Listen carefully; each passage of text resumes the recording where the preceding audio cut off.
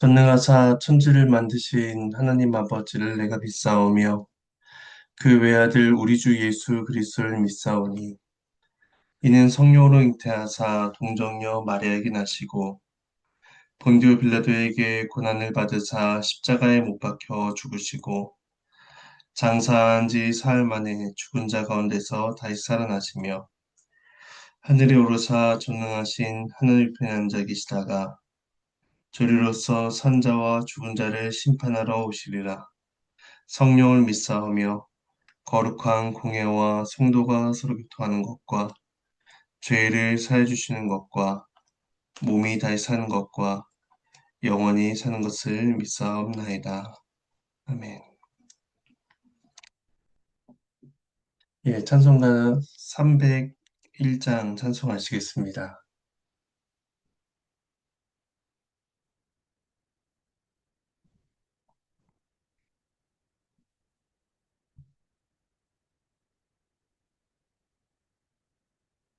찬송가 301장 1절과 3절을 찬송하시겠습니다. 찬송합니다. 지금까지 지내온 것 주의 크신 은혜라 한이 없는 주의 사랑 어찌 이루 말하랴 자나깨나 주의 손이 항상 살펴주시고 모든 일을 주 안에서 형통하게 하시네. 주님 다시 배울 날이 날로 날로 다가와 무거운 짐 주께 맡겨 벗을 날도 멀잖네. 나를 위해 예비하신 고향 집에 돌아가 아버지의 품 안에서 영원토록 살리라. 잠시 기도하시겠습니다. 하나님의 은혜에 감사를 드립니다. 이 시간 이번 스가랴 말씀을 함께 읽으며 주님의 뜻을 구합니다. 우리를 깨우쳐 주시고 주의 뜻을 분별하여 우리 믿음과 삶에 적용하도록 도와주시옵소서. 감사를 드리옵고 이 모든 말씀 예수님의 이름으로 기도합니다. 오늘 함께 보실 말씀은 스가랴 2장입니다. 스가랴 2장 1절에서 13절까지 말씀입니다.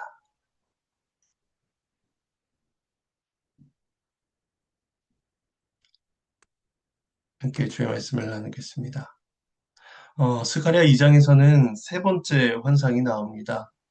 하나님께서 이 환상을 통해서 이스라엘과 함께 하실 것이며 그들을 보호하실 것이고 더 나아가 많은 나라들이 여호와의 백성이 되는 복을 누릴 것이다 가르쳐 주십니다. 이제 1절에서 5절은 첫 번째 단락으로서 첫 번째 한 환상이 나옵니다. 말씀을 봉독하겠습니다. 내가 또 눈을 들어 본즉 한 사람이 측량줄을 그의 손에 잡았기로 네가 어디로 가느냐 물은즉 그가 내게 대답하되 예루살렘을 측량하여 그 너위와 길이를 보고자 하노라 하고 말할 때 내게 말하는 천사가 나가고 다른 천사가 나와서 그를 맞으며 이르되 너는 달려가서 그 소년에게 말하 이르기를 예루살렘은 그 가운데 사람과 가축이 많으므로 성곽 없는 성읍이 될 것이라 하라. 여호와의 말씀에 내가 불로 둘러싼 성곽이 되며 그 가운데에서 영광이 되리라. 하나님의 말씀입니다. 스가랴가 측량줄을 손에 쥔 한 사람을 봅니다. 그 사람이 누구인지에 대한 소개가 전혀 없다는 점에서 초점은 그의 손에 있는 측량줄에 있음을 봅니다. 성경에서 측량줄은 심판과 관련해서 사용되기도 하지만 본문에서는 예루살렘의 구원과 회복을 위한 의미로 긍정적으로 사용되고 있습니다. 스가랴가 그 사람을 보고 천사를 보고 어디로 가느냐 질문을 합니다. 이때 단어가 분사형 동사를 사용하고 있어서 현재 그 천사가 움직이고 있는 중임을 묘사해 주고 있습니다. 하나님께서 예루살렘을 회복시키시고 또 그 약속, 하나님의 약속을 이행하시기 위해서 하나님의 수종된 천사들을 부지런히 보내고 계신 것을 보게 됩니다. 이러한 하나님의 신실하심, 일하심에 의해서 주의 교회가 그 약속의 성취를 경험하게 되는 것입니다. 스가랴의 질문에 그 천사는 예루살렘의 너비와 길을 측량하려 한다라고 말합니다. 바벨론 포로에서 돌아온 백성들의 수와 또 현재 예루살렘의 모습은 과거의 영광과 과거의 영광은 찾아볼 수 없을 만큼 초라하고 보잘것없었을 것입니다. 그러나 그들의 그런 현실과는 관계없이 하나님께서는 예루살렘을 측량하시며 그 일을 해 나가십니다. 이제 그 천사가 나가고 다른 천사가 나타나 스가랴를 만납니다. 4절에서 너는 천사를 지칭하고 그 소녀는 스가랴를 지칭합니다. 천사가 달려가서 스가랴에게 말하는 것입니다. 근데 단순히 가서 말하라 이렇게 표현할 수도 있을 텐데 달려가서 말하다, 달려가서라는 동사를 사용하고 있습니다. 그러니까 그만큼 이 전달하는 내용이 중요하고 시급한 것임을 우리는 짐작할 수가 있습니다. 앞서 측량줄을 잡은 자도 부지런히 현재 움직이고 있고 또 다른 천사도 부지런히 달려와서 소식을 전하니 하나님께서 전하고자 하시는 그 소식이 얼마나 기쁘고 또 좋은 소식인지를 우리는 생각하게 됩니다. 그 소식은 예루살렘 가운데 사람과 가축이 많아지며 성곽이 없는 성읍이 된다라는 것이었습니다. 그곳에서 살아가는 사람의 가축의 수가 얼마나 많은지 도무지 성곽을 지을 수 없을 정도가 된다라는 것입니다. 분명 지금의 현실은 포로기한 이후에 초라한 모습뿐이었습니다. 느헤미야서나 학개서를 보더라도 예루살렘 재건이 쉽게 이루어지지 못했다라는 것을 우리는 보게 됩니다. 하지만 하나님께서는 그들에게 오히려 풍성한 복을 약속하고 계신 것이죠. 황폐함을 상징하는 그들의 현재의 성벽 없는 그 성읍의 모습이 오히려 풍요의 상징이 된다라고 가르쳐 주십니다. 하지만 누군가는 이렇게 질문을 할 수 있을 것입니다. 과거에 성벽으로 둘러싸여 있었던 그 예루살렘도 결국에는 바벨론 군대에게 멸망당하지 않았는가? 사람과 가축의 수가 아무리 많아진다고 한들 성벽이 없는 성은 아무런 소용이 없다. 이렇게 말을 할 수 있을 것입니다. 이에 대해서 5절에서 약속을 주십니다. 바로 하나님께서 불로 둘러싼 성곽이 되어 주시며 그 가운데 영광이 되어 주신다는 것입니다. 그러니까 중요한 건 성읍이 아니라 하나님께서 그들과 함께 하시는가 였습니다. 그들이 과거에 의지했던 성벽은 그들을 보호해 주지 못하고 모두 무너져 버렸습니다. 하지만 하나님께서 친히 불성벽이 되어 주신다면 아무도 그들을 넘볼 수가 없는 것입니다. 결국 성곽이 없는 성읍은 무방비한 상태의 성읍이 아니라 하나님의 가장 안전한 보호 속에서 생명의 풍요로움을 경험하는 그러한 복된 성읍이 될 것임을 가르쳐 주십니다. 그 속에서 백성들은 하나님의 영광을 경험하게 됩니다. 6절에서 9절 말씀입니다. 오라 너희는 북방 땅에서 도피할지어다 여호와의 말씀이니라. 이는 내가 너희를 하늘 사방에 바람같이 흩어지게 하였음이니라. 여호와의 말씀이니라. 바벨론의 성에 거주하는 시온아 이제 너는 피할지니라. 만군의 여호와께서 이같이 말씀하시되 영광을 위하여 나를 너희를 노력한 여러 나라로 보내셨나니 너희를 범하는 자는 그의 눈동자를 범하는 것이라. 내가 손을 그들 위에 움직인즉 그들이 자기를 섬기던 자들에게 노략거리가 되리라 하셨나니 너희가 만군의 여호와께서 나를 보내신 줄 알리라. 하나님의 말씀입니다. 6절에서는 북방 땅에서 도피하라 이란 명령으로 시작을 합니다. 이 북방 땅은 유다를 멸망시킨 족속을 의미합니다. 그래서 예레미야서에서는 북쪽은 유다를 멸망시키는 주체로 언급이 되기도 하고 또 유다가 쫓겨나는 곳을 가리켜 북쪽이다 라고 표현하기도 합니다. 그래서 이 북방 땅은 7절에서 나오는 바벨론 성과 같은 의미로 쓰였다고 할 수 있습니다. 6절에서 이어지는 내용에서는 그들이 왜 북방 땅에 거하게 되었는지를 먼저 설명해 줍니다.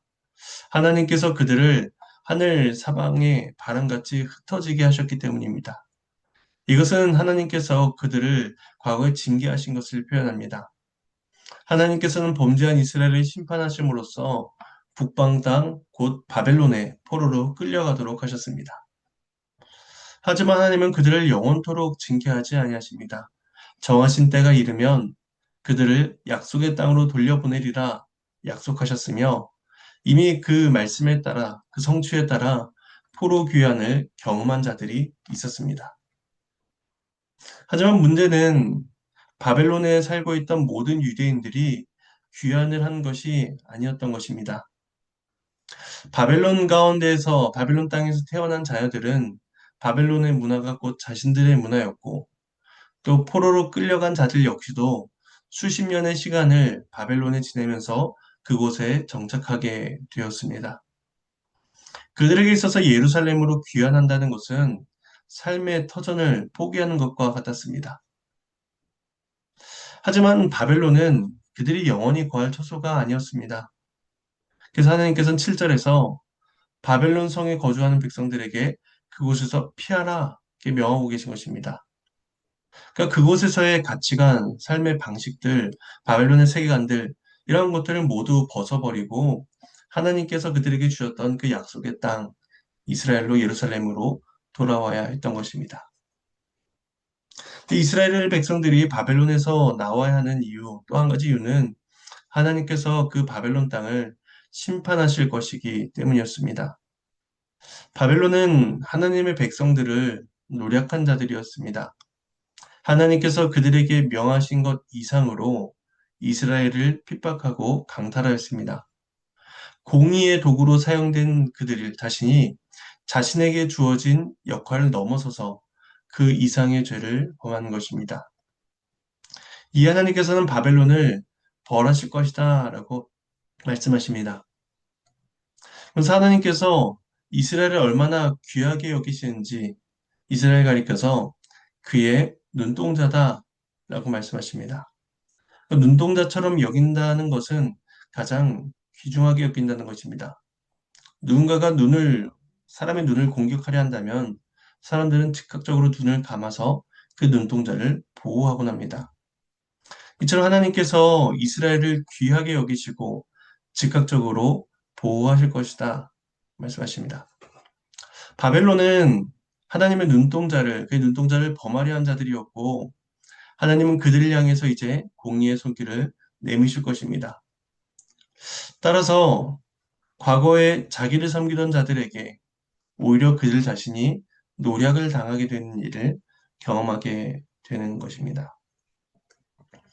하나님의 백성을 핍박한 자들과 또 핍박을 당하던 하나님의 백성들의 전세가 완전히 역전되는 일이 있게 되는 것입니다. 그때 이스라엘은 여호와께서 그의 종 사자들을 보내사 온 땅을 주관해 가신다 라는 사실을 그때 깨닫고 하나님의 일하심을 그들이 목도하게 될 것입니다. 이어서 10절과 13절 말씀을 봉독하겠습니다. 여호와의 말씀에 시온에 따라 노래하고 기뻐하라. 이는 내가 와서 네 가운데에 머물 것임이라. 그날에 많은 나라가 여호와께 속하여 내 백성이 될 것이요 난 네 가운데에 머물리라. 이가 만군의 여호와께서 나를 내게 보내신 줄 알리라. 여호와께서 장차 유다를 거룩한 땅에서 자기 소유를 삼으시고 다시 예루살렘을 택하시리니 모든 육체가 여호와 앞에서 잠잠할 것은 여호와께서 그의 거룩한 처소에서 일어나심이니라 하라 하더라. 하나님의 말씀입니다. 앞서 6절에서 9절에서는 바벨론에 대한 심판을 말씀하셨다면 이제 10절 단락에서는 이스라엘의 회복과 구원에 초점을 두고 말씀을 합니다.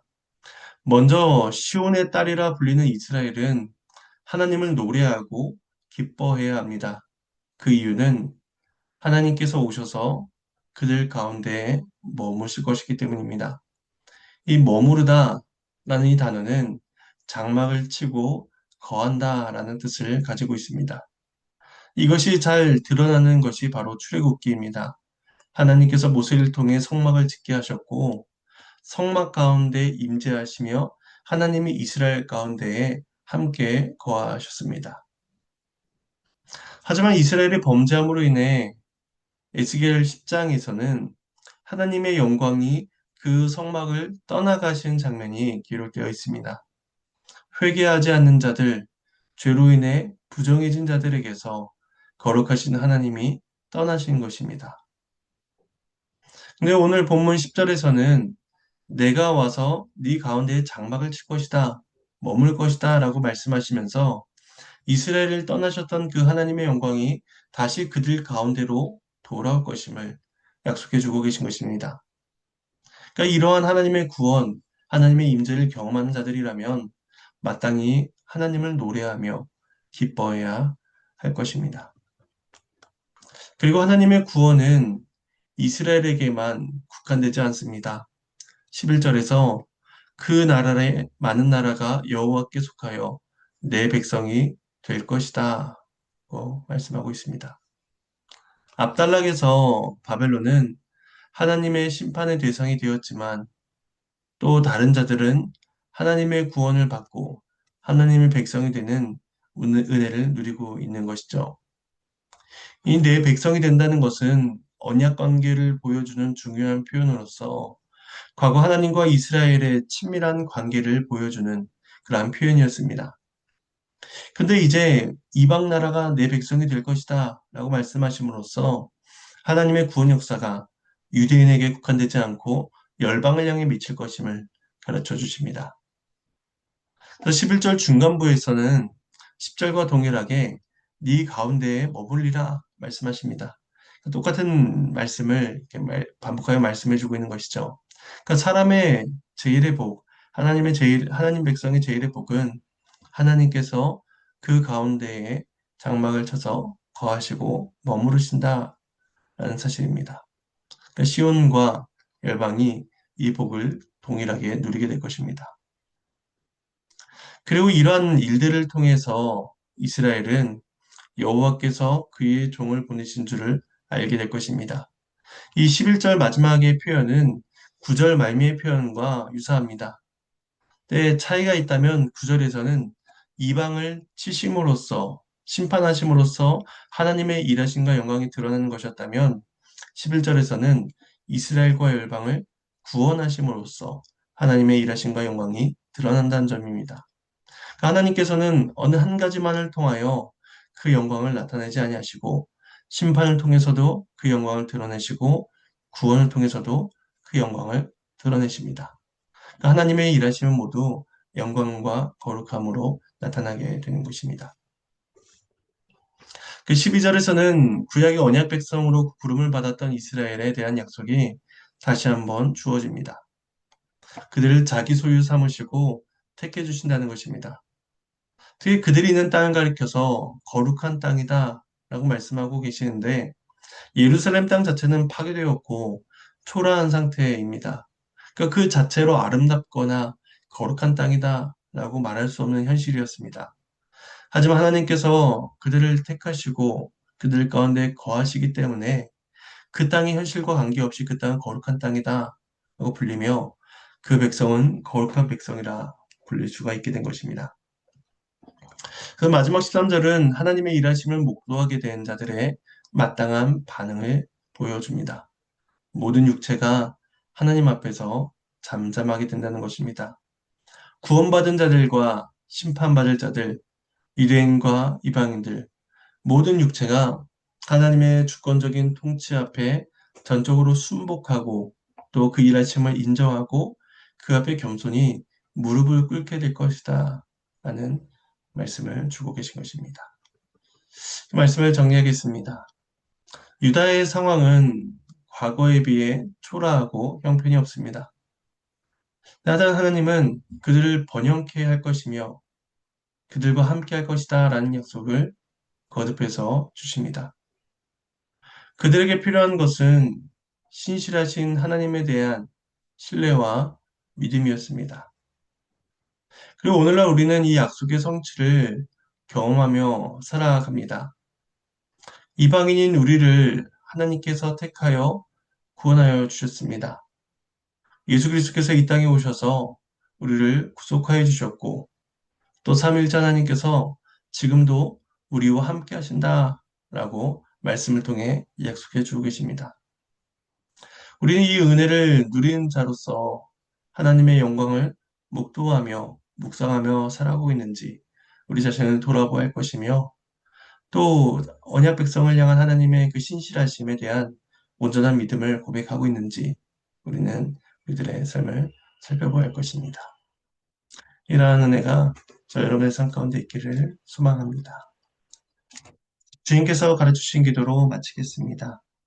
하늘에 계신 우리 아버지여, 이름이 거룩히 여김을 받으시오며 나라가 임하시오며 뜻이 하늘에서 이루어진 것 같이 땅에서도 이루어지이다.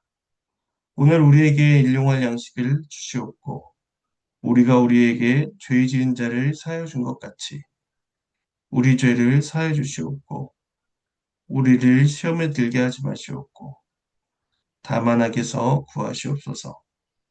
나라와 권세와 영광이 아버지께 영원히 쌓옵나이다. 아멘.